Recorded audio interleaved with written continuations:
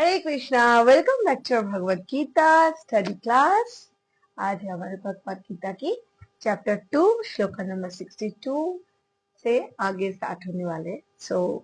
बहुत अच्छा श्लोक है। लेट्स स्टार्ट विथ आवर गुरु प्रणव मंत्र यानी कि मंगलाचरण। ओम अज्ञानतिमिरन्धस्य ज्ञानञ्जन शलाकया चक्षुरुन्मीलितं येन तस्मै श्रीगुरवे नमः। श्रीचैतन्यमनोभीष्टं स्थापितं येन भूतले स्वयं रूपा कदा मह्यं ददाति स्वपदान्तिकम्।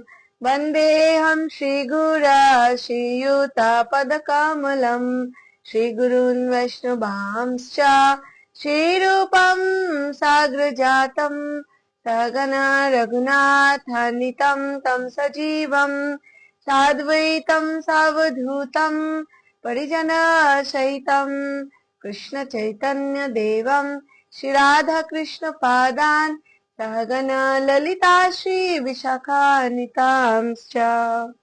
हरे कृष्णा। चैप्टर 2 यानी कि गीता का सार। और गीता का सार में भगवान सब कुछ बता दिया जो पूरा गीता में बताया गया है, राइट। तो ये लास्ट एक्चुअली 72 श्लोकास है। We are almost about to finish this chapter. तो श्लोका नंबर 62 में क्या है, बहुत बहुत अच्छा श्लोक है। ध्यायते विषयान् पुंसः संगस्तेषुपजायते संगात् संजयते कामात् क्रोध विजायते। अब ये श्लोक इंद्रिय के विषय का चिंतन करते हुए मनुष्य की उनमें आसक्ति उत्पन्न हो जाती है और ऐसे आसक्ति से काम उत्पन्न होते हैं और काम से क्या होते हैं, हमारा क्रोध उत्पन्न होते हैं। तो क्रोध फाइनली हमारा कहाँ से आते हैं, भगवत गीता क्लियर बता रहे कि हमें जैसे हम इच्छा करते हैं, है ना। तो इंद्र की विषयों के चिंतन, जैसे हम लोग कुछ बाजार में निकलते हैं तो बहुत सुंदर सुंदर मिठाई देख के देखा आंखों से, वो मिठाई इच्छा होगी कि मिठाई को खाना है। अगर मम्मी जो एक्चुअली साथ में है उनको बोला खरीद के देने के लिए, अगर मिठाई नहीं खरीद दिया तो क्या हो जाता है, हमें नहीं मिला वो चीज तो फिर आता है गुस्सा। तो तब गुस्सा से आगे भी क्रोध तक हम सीमित नहीं रहते, उस क्रोध से भी आगे बताया गया नेक्स्ट श्लोक में। बट इसमें तो क्रोध कैसे आते, तो क्रोध तो हम सबको ही आते हैं, लेकिन क्रोध करना कितना जायज है, कितना शास्त्र में ऐसा कोई उदाहरण है जो भक्त भी है क्रोध भी किया है। क्रोध तो सबको, मतलब क्रोध को कंट्रोल करना it is next to impossible. But हमें क्रोध कब करना चाहिए कब नहीं करना चाहिए, ये हमें शास्त्र के अनुसार सीखना पड़ेगा, राइट। इसको टोटली हम कंट्रोल नहीं कर सकते, बट कोई कोई ऐसा विशेष जगह है जहां पे हम शास्त्र बता रहे क्रोध कर सकते हैं। तो क्यों ना हम ऐसी जगह ढूंढे जहां पे अच्छी तरह से क्रोध कर ले, राइट। और फिर एक बार जब बोलते ना, ये पानी की बुदबुदा जैसे एक बार हो जाते हैं लोग हाइपर, एक बार अगर किसी को हम झाड़ दे, क्रोध निकल जाए, फिर हम शांत हो जाते। तो ऐसे ही तात्पर्य श्रील प्रभुपाद की जय। जो मनुष्य कृष्ण भावना भावित नहीं है उसमें इंद्र विषयों को चिंतन से भौतिक इच्छाएं होती है। इंद्र को किसी न किसी कार्य में लगे रहना चाहिए और वे भगवान की दिव्य प्रेमा भक्ति में नहीं लगी रहती तो वे निश्चय ही भौतिक बात में लगना चाहिए। मतलब इंद्रिय जो हमारे हैं 11 इंद्रिय, पहले हमने बोला था टोटल बॉडी में 5 ज्ञानेंद्रिय, 5 कर्म इंद्रिय, 1 है मन। तो इस 11 इंद्रिय की काम ही है, इसको कुछ ना कुछ चाहिए, खाली नहीं बैठ सकता। आंखों को चाहिए कुछ ना कुछ वैराइटीज चीजें देखने, कानों को सुनना, जीवा को वैराइटीज प्रसाद या वैराइटीज बातें बोलना। हम लोगों को जीवा से 2 काम होता है ना। स्किन को हमें जो टच है, तो इसीलिए ये जो इंद्रिय है हमें कुछ ना कुछ में लगे रहना पसंद करते। तो भगवान यहाँ पे बोल रहे श्रील प्रभुपाद कि अगर इस इंद्रिय को क्यों ना भगवत सेवा में लगा दे तो ये फिर शुद्ध हो जाते, फिर हमारा ये सारे इंद्रियों को, फिर क्रोध से हम बच जाएंगे। इस भौतिक जगत में हर एक प्राणी इंद्रिय विषयों के अधीन है, यहाँ तक कि ब्रह्मा तथा शिव जी भी। और हर एक प्राणी, ये भौतिक जो जगत है इसमें सिर्फ भूलोक ही नहीं है, इसमें बोला गया भूलोक के ऊपर भी 7 हायर प्लैनेट्स, नीचे भी 7, मतलब भूलोक के ऊपर 6, भूलोक को लेके 7 और नीचे उसके 7 प्लैनेट्स, मतलब टोटल 14 लोक है, लेके एक ब्रह्मांड होता है। तो हम लोग तो इस पृथ्वी में है, मतलब भूलोक में, इसके ऊपर भी भूवर, स्वर्ग, जन, तप, मोह, ब्रह्मा, और नीचे भी है अतल, वितल, सुतल, तलातल, महातल, रसातल, पाताल। तो ये 14 लोकों में हमें एक्चुअली ये ब्रह्मा जी से लेके शिव जी भी इस इंद्रियों के विषय से मतलब पूरा पूरी कंट्रोल्ड नहीं है। तो हम कौन की खेती, तो हम लोग कहा तुच्छ प्राणी, राइट। तो बट कृष्ण भावना भावित ऐसा एक जादू है, मैजिक, जो हम इसको अगर अप्लाई करें, इसको अगर हम जीवन में क्या बोलते हैं, इसमें हम रम जाए तो हमारा फिर सब कुछ संभव है। जो जो ब्रह्मा जी नहीं मिला, उससे भी भगवान भक्तों को इतना कृपा कर देते कि उसको भी सब कुछ मिल जाता है। तो स्वर्ग के अन्य देवताओं के विषय में क्या कहा जा सकता है? इस संसार के जंजाल से निकलने का एकमात्र उपाय है क्या? कृष्ण भावना भावित होना। शिव ध्यान मग्न थे, किंतु जब पार्वती ने विषय भोग के लिए उन्हें उत्तेजित किया तो उन्होंने समझ सहमत हो गए, जिसके फलस्वरूप कार्तिकेय का जन्म हुआ। और इसी प्रकार तरुण भगवत भक्त हरिदास ठाकुर को माया देवी के अवतार ने मोहित करने का प्रयास किया, किंतु विशुद्ध कृष्ण भक्ति के कारण वे इस कसौटी में खरे उतरे। शिव जी, इवन हमारा जो विश्वामित्र मुनि, ये भी अपने काम को कंट्रोल नहीं कर पाए, लेकिन कृष्ण भावना भावी से जप कर रहे थे। हरिदास जो ब्रह्मा की एक्चुअली ये है लीला है, ब्रह्मा जी भी हरिदास बन के आए थे। तो वो हरिदास जी एक लक्ष्मीरा नाम की एक वेश्या आए थे उनको लुभाने के लिए, बट इन्होंने इतना नाम जप में बिजी थे, इतना नाम जप, डेली 1 लाख नाम जप करते थे हरिदास ठाकुर। तो वो इसलिए उनको बोलते नामाचार्य। तो नामाचार्य हरिदास ठाकुर इतना जप किया, इतना जप किया, कृष्ण में इतना लीन हो गए। तो वो जो वेश्या आए थे उनको लुभाने के लिए, तो फर्स्ट रात में वो तो आंखें ही नहीं खोले, क्योंकि जब तक जप नहीं होता था हरिदास की 1 लाख नहीं, 3.5 लाख नाम जप करते थे, तो हरिदास ठाकुर आंखें नहीं खोलते थे। तो इसीलिए जब सुनते सुनते वो वेश्या भी 3 रात में वो जब आंखें बंद करके वो करते गए, फिर थर्ड डे में वेश्या भी भक्त बन गए हरिदास के मुंह से कृष्णा नाम सुन सुन के। तो इसीलिए यहाँ पे बोल रहे कि शिव जी जो कंट्रोल नहीं कर पाए, लेकिन एक भक्त हरिदास ये कृष्ण नाम लेके उससे कंट्रोल कर पाए। तो इसीलिए हरि नाम में इतना शक्ति है कि आपको सारे इंद्रियों को आप कंट्रोल वश में कर सकते हो इजीली। तो इस प्रकार तरुण भक्त तो होगा, जैसा कि यमुनाचार्य के उपयुक्त श्लोक में बताया जा चुका है। भगवान का एक निष्ठ भक्त भगवान की संगति के आध्यात्मिक सुख का आस्वादन करने के कारण समस्त भौतिक इंद्रिय सुख को त्याग देता है, क्योंकि भक्त अतः जो कृष्ण भावना भावित नहीं है, वे कृत्रिम दमन के द्वारा अपने इंद्रियों को वश में करने में कितना ही शक्तिशाली क्यों न हो, वो अंत में अवश्य असफल होगा, क्योंकि विषय सुख का रंच मात्र विचार भी नृत्य के लिए उत्तेजित कर देगा।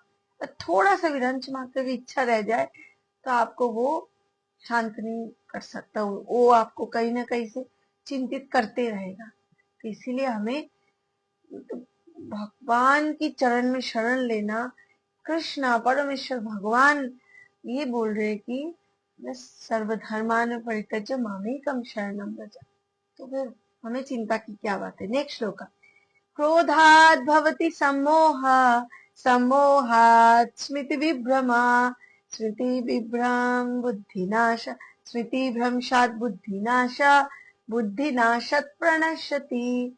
फिर एक के बाद एक, कैसे हम क्रोध में कैसे आए, इंद्रिय की विषय की इच्छा से, फिर नहीं मिला तो फिर क्रोध हुआ, क्रोध से आगे क्या होता है, क्रोध तक हम सीमित रहते तब ना, क्रोधात भवति सम्मोह, क्रोध से वो चीज ना मिले तो उसके ऊपर मोह हो जाते हैं, मतलब उसके लिए हम पागल हो जाते हैं कि हमें चाहिए ही चाहिए, क्यों नहीं देंगे, क्यों नहीं मिलेगा, फिर वो मोह मोह हो जाते, मोहित हो जाते, सम्मोह, सम्मोह से इतना सम्मोह हो जाते, फिर आसक्त, फिर हम लोगों का बोलते सम्मोह स्मृति विभ्रमा, स्मृति खो जाते, मैं कौन हूँ, मैं किस लिए आई हूँ, मुझे क्यों ये चाहिए, हम शुद्ध बुद्ध सब खो देते।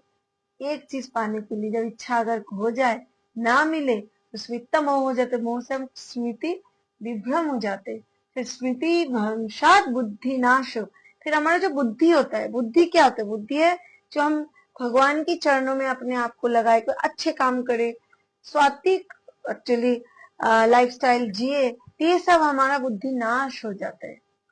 और बुद्धि नाश होने के कारण हम क्या हो जाते, फिर बुद्धि नाशत प्रणश्यति, फिर हमारा सर्वनाश हो जाता है, क्योंकि हम अगर खुद को ही आइडेंटिटी खो देंगे, भूल जाएंगे, सारे स्मृति भूल जाएगा, हमारा अच्छे आदतें छूट जाएंगे लाइफ में, फिर हम करेंगे क्या, फिर सारा लोग हमारा क्या हो जाता है, ये बुद्धि से नाश होने के कारण हमारा लाइफस्टाइल क्या, तो इसीलिए प्रत्येक क्रोध से पूर्ण मोह उत्पन्न होता है, और मोह से स्मरण शक्ति का विभ्रम हो जाता है, जब स्मरण शक्ति भ्रमित हो जाती है तब बुद्धि नष्ट हो जाती है, और बुद्धि नष्ट होने के पर मनुष्य सब भव कृप में पुनः गिर जाता है, फिर इस भव सागर में गिर के फिर उसी चक्कर में काटते रहो, पुनरपि जननम पुनरपि मरणम पुनरपि जननी जठर शयनम।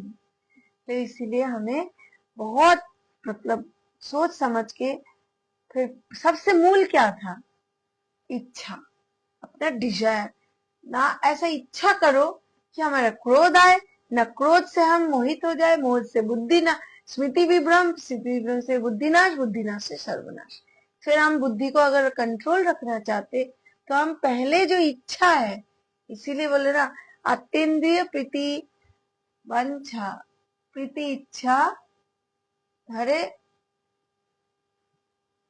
आतेंद्रिय प्रीति इच्छा कि बोला गया काम, और कृष्णेंद्रिय प्रीतिवांछा धरे प्रेमो नाम। तो कृष्ण की इच्छा से हम अगर अपनी इच्छा को अलाइन कर लेते तो हम काम भी प्रेम में बदल जाता है, और खुद की इंद्रिय तृप्ति के लिए इच्छा करेंगे ना तो वो काम से, प्रेम से काम में बदल जाएगा, जो कि भौतिक है और जो हमारे लिए बिल्कुल ही अकॉर्डिंग टू आवर शास्त्र, हमें जो मनुष्य शरीर मिला है वो हमें सिर्फ और सिर्फ भगवान की धाम जाने के लिए मिला है, क्योंकि देवी देवता भी अगर भगवत धाम जाना चाहते हो, इस जड़ जगत से, जो ब्रह्मांड की 14 भुवन से इस पार होके जो आध्यात्मिक जगत में प्रवेश करना चाहते हो, तो उसके एक ही उपाय है कि आपको क्या बोलते, हरिनाम लेना होगा, भगवान की चरण में टोटल सरेंडर, ऐसे इच्छा, कृष्ण की काम नहीं करना, प्रेम करना है, तो कृष्ण की प्रेम करना है, कृष्ण की भक्तों से, कृष्ण की धाम से, लीला से, गुण से, रूप से।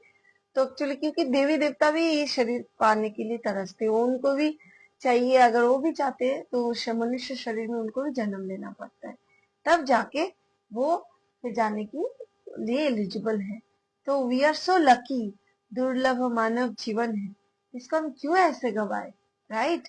तो इसीलिए ये बोलते कृष्ण भावना, श्रील रूप गोस्वामी ने हमें ये आदेश दिया है कि प्रपंचीकतया बुद्धिया, है ना, तो ये कृष्ण भावनामृत के विकास से मनुष्य जान सकता है कि प्रत्येक वस्तु को का उपयोग भगवान की सेवा के लिए किया जा सकता है। जो कृष्ण भावनामृत के ज्ञान से रहित है, वे कृत्रिम ढंग से भौतिक विषय से बचने का प्रयास करते हैं, फलतः वे भव बंधन से मोक्ष की कामना करते हुए भी वैराग्य की चरम अवस्था को प्राप्त नहीं कर पाते, ठीक है, उनकी कामना में प्रेम जैसा मतलब अनकंडीशनल नहीं हो, कंडीशन हो जाती, तब ये बंधन से मुक्त होने के लिए भी लायक ही नहीं रहते।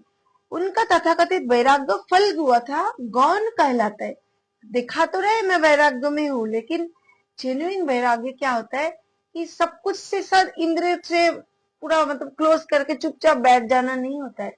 आंखें खुली रहेंगे, हम चीजों देख के भी इच्छा नहीं होगा, क्योंकि ये भगवान को चाहत नहीं है।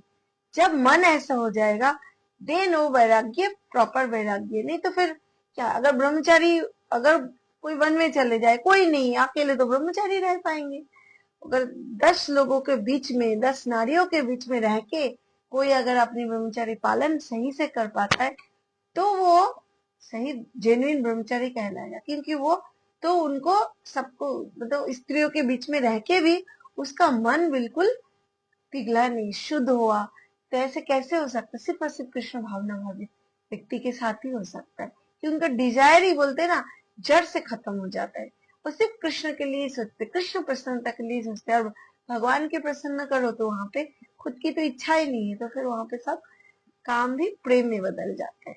तो इसीलिए उदाहरणार्थ निर्विशेषवादी के अनुसार भगवान निराकार होने के कारण भोजन नहीं कर सकते, अतः वे अच्छे खाद्य से बचता रहता है।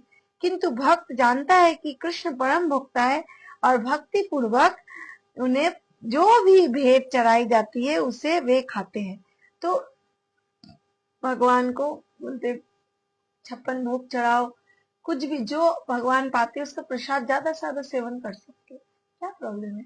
लेकिन ये फिर आपकी बोलते गौण फल मतलब दिखावा वाला वैराग्य नहीं आएगा ना।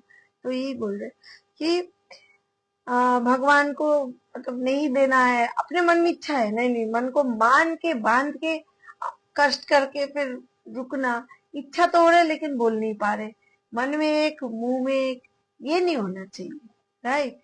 तो इस प्रकार हर वस्तु प्राण बान हो जाती है और अतः भक्त अधपतन का कोई संकट नहीं रहता, कोई अधपतन नहीं होता, फॉल डाउन नहीं होता हमारा। इसी प्रकार से अगर हम कार्य करें तो, क्योंकि भगवान को भोग लगा के प्रसाद पाए।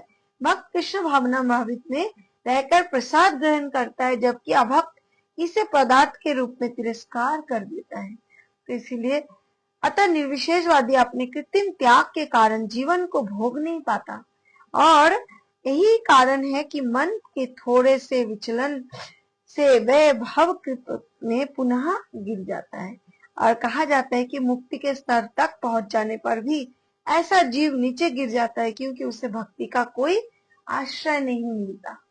वो चाहे कितने भी अपने आप को कंट्रोल करते हुए मतलब मन मान के बांध के निर्विशेषवादी हो तो निराकार ब्रह्म की उपासना करके बस सबको शरीर को क्षीण कर लेता है कि नहीं देना, ज्यादा नहीं खाना, कम खाना, शरीर धीरे धीरे सिकुड़ जाता है, श्रिंक हो जाते हैं।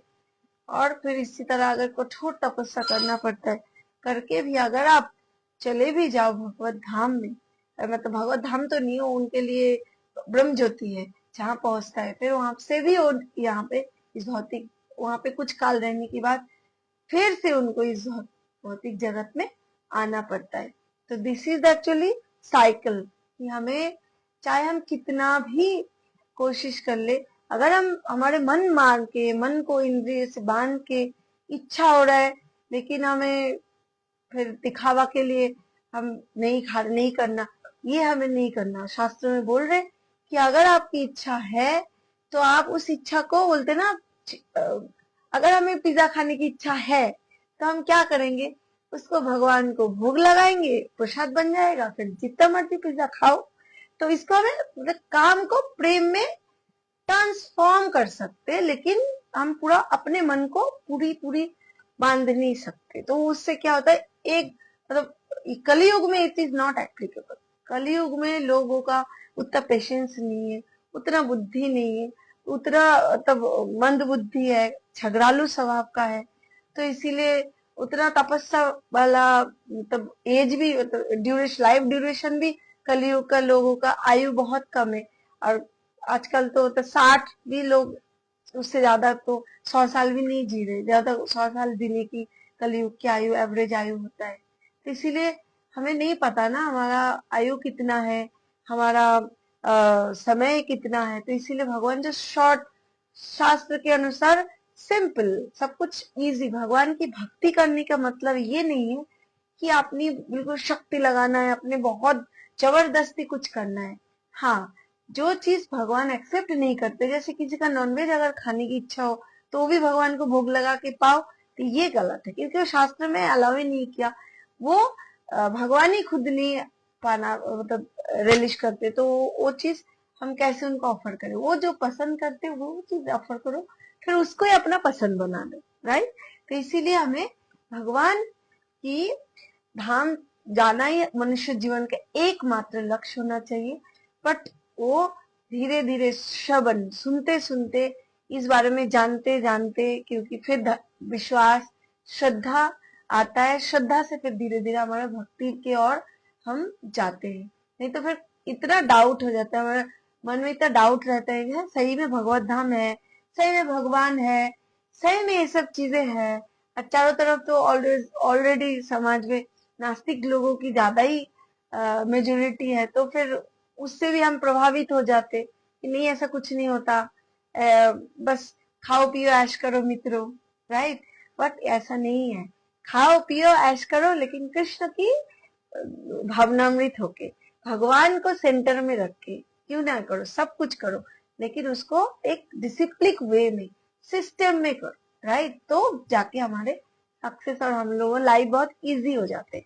शास्त्र ही बोल रहे। तो आज हम लोग क्या पढ़ा 2 श्लोका में, कि कैसे हम लोग इंद्र की विषय की इच्छा होती है, इच्छा से हमारा काम होता है, मतलब कामना से अगर पूर्ति नहीं होता तो क्रोध आता है, क्रोध से क्या होता है, क्रोध पूर्ति नहीं होता, वो क्रोध से हमारा स्मृति विभ्रम, मतलब मेमोरी लॉस हो जाते हैं। फिर स्मृति विभ्रम से हमारा बुद्धि नाश होता है, मतलब नहीं, क्रोध से हमारा मोह होता है, सम्मोह। एक एक एक्चुअली स्टेज है।